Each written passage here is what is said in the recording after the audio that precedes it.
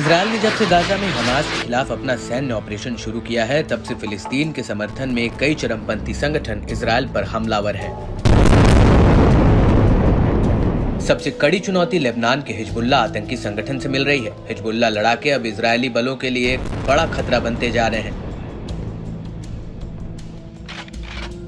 Iran समर्थित ये संगठन लगातार इजरायल के लिए मुसीबत खड़ी कर रहा है। यही वजह है कि गाजा में लड़ते लड़ते इजरायल सेना अब हिजबुल्ला लड़ाकों का भी सामना करने को मजबूर है। दोनों पक्षों की ओर से लगातार बमबारी और एयर स्ट्राइक की जा रही है।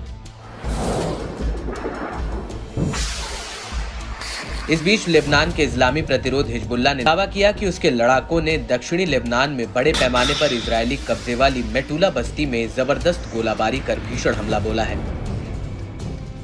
दावा तो ये भी है कि हिजबुल्ला के इस हमले में इजरायली बलों की ओर से इस्तेमाल की जाने वाली 2 इमारतें जमींदोज हो गई हैं। हिजबुल्ला ने बताया कि यह हमला दक्षिणी लेबनान कस्बों और गांवों पर इजरायली बमबारी के जवाब में हुआ है।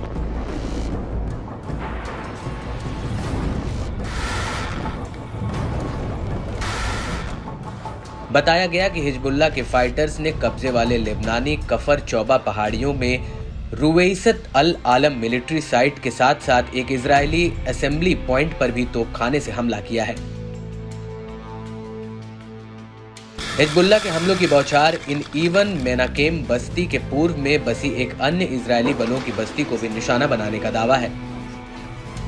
अपने ऑपरेशन की सीरीज के एक हिस्से के रूप में लड़ाकों ने राहिब मिलिट्री साइट पर इजरायली निगरानी उपकरणों पर भी जोरदार हमला कर नष्ट करने का दावा किया है।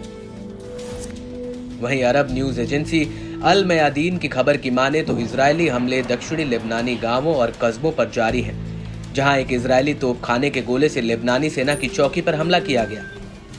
इसमें दायरा शहर के आसपास के क्षेत्र को निशाना बनाया गया था। इजरायली तोपखाने की गोलीबारी ने बुर्ज अल मोलूक और अल हमामिस हिल के आसपास के इलाके को निशाना बनाया, जबकि इजरायली हवाई हमले ने अल जुबैन शहर को निशाना बनाया था।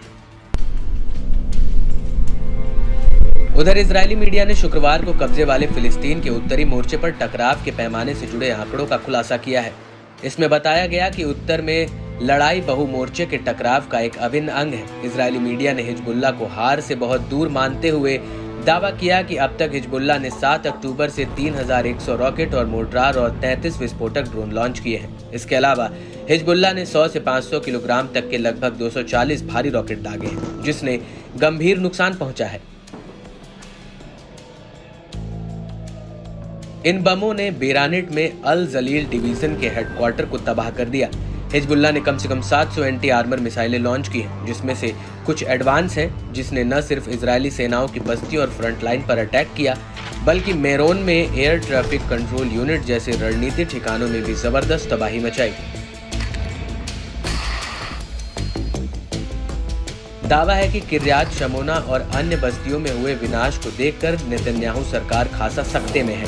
इतना ही नहीं, एक साथ अलग अलग मोर्चों पर जूझने के चलते इजरायली बलों को काफी नुकसान भी झेलना पड़ रहा है। इजरायली अखबार की माने तो हिजबुल्ला के पास 2 लाख रॉकेट, अलग अलग आकारों के करीब 1 लाख मोर्टार गोले और सटीक क्षमताओं वाले हजारों आधा टन रॉकेट गोले के अलावा हाइफा तक पहुँचने में सक्षम हजारों ग्रैंड रॉकेट है, जो एक ऐसा खतरा है जिसकी अभी तक अनुभव नहीं किया गया है।